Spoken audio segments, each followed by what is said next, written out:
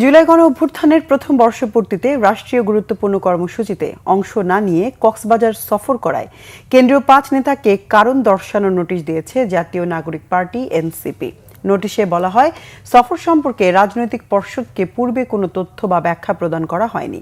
এনসিপির দপ্তর দায়িত্বে যুগ্ম সদস্য সচিব সালেউদ্দিন সিফাত স্বাক্ষরিত এক বিজ্ঞপ্তিতে বলা হয়, সংশ্লিষ্ট নেতাদের আগামী ২৪ ঘণ্টার মধ্যে আহ্বায়ক মোহাম্মদ নাহিদ ইসলাম ও সদস্য সচিব আখতার হোসেনের কাছে সশরীরে উপস্থিত হয়ে লিখিত ব্যাখ্যা দিতে হবে।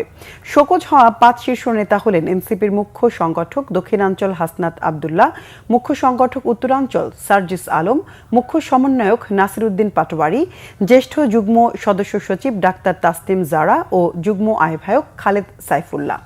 দলের নেতারা জানিয়েছেন, বিষয়টি দলীয় শৃঙ্খলার পরিপন্থী হিসেবে দেখা হচ্ছে। ব্যাখ্যা সন্তোষজনক না হলে সংগঠনের নীতি অনুযায়ী ব্যবস্থা নেওয়া হতে পারে।